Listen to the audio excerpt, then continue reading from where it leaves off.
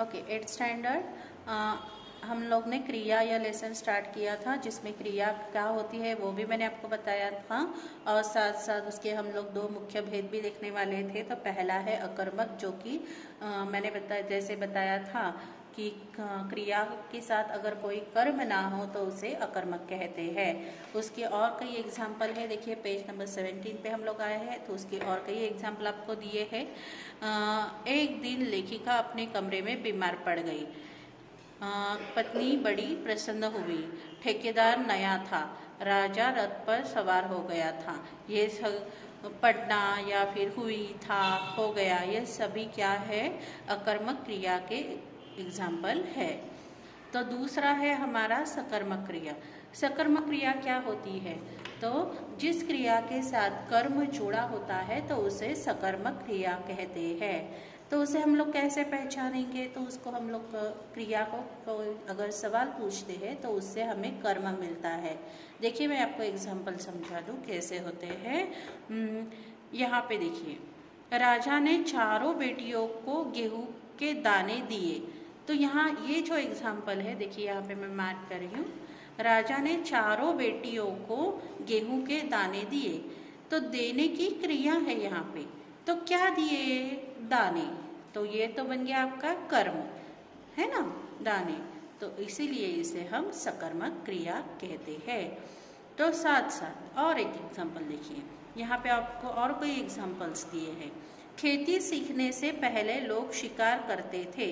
अभी करने की क्रिया है, करते थे, ये क्रिया हो गई। तो क्या करते थे? शिकार।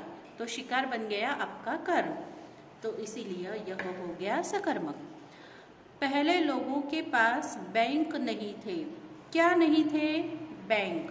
तो उसको हम क्रिया को क्या, यह सवाल पूछेंगे, और अगर यह सवाल पूछने पर हमें कोई भी आंसर मिलता है तो वह बन जाता है सकर्मक, और अगर आपको उसका कोई जवाब नहीं मिलता तो वह बन जाता है अकर्मक। क्या नहीं थे? बैंक नहीं थे। तो बैंक बन गया आपका कर्म, इसलिए यह बन गया सकर्मक। मैंने तुम्हें पहले चांदी की कुल्हाड़ी दी। तो देने की तो क्रिया है। क्या दी थी? चांदी की कुल्हाड़ी। तो कुल्हाड़ी ये तो बन गया आपका कर्म, और इसीलिए यह भी है सकर्मक क्रिया।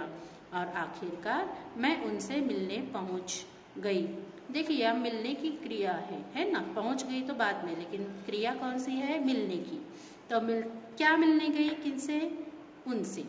तो यहाँ भी आपको कर्म मिलता है, इसीलिए यह भी आपका सकर्मक क्रिया है। इसके अलावा आपको और अन्य 3 भेद है, यहाँ पे आपको और 3 भेद है, संयुक्त क्रिया, सहायक क्रिया और प्रेरणात्मक क्रिया। तो इसमें से पहले हम लोग देखेंगे संयुक्त क्रिया क्या होती है।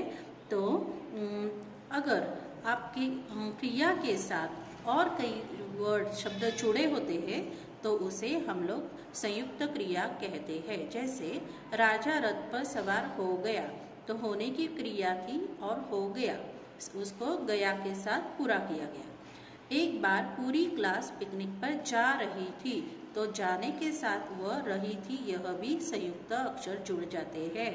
खेती सीखने से पहले लोग शिकार करते थे, तो करने के साथ थे, यह वह भी शब्द उसके साथ जुड़ जाता है।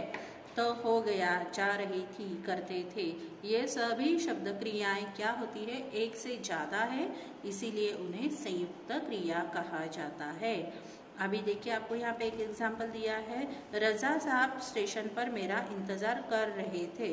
कर रहे थे, ये आपको यहाँ एक से ज़्यादा अगर क्रियाएं मिल रही है तो उसे हम लोग संयुक्त क्रिया कहते हैं।